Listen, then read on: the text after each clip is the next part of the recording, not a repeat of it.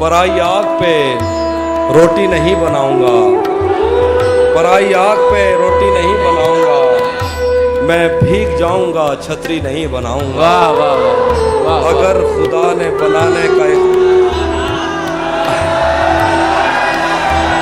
हाँ हाँ पराई आग पे रोटी नहीं बनाऊंगा, मैं भीग जाऊंगा छतरी नहीं बनाऊंगा।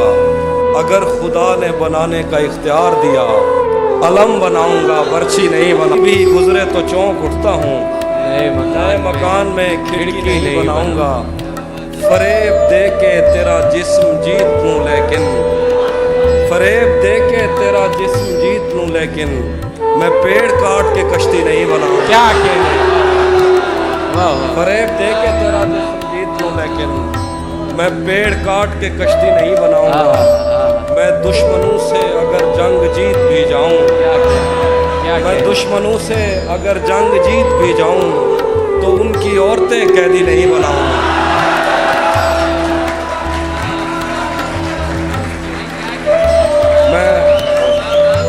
मैं दुश्मनों से अगर जंग जीत भी जाऊं, तो उनकी औरतें कैदी नहीं बनाऊंगा।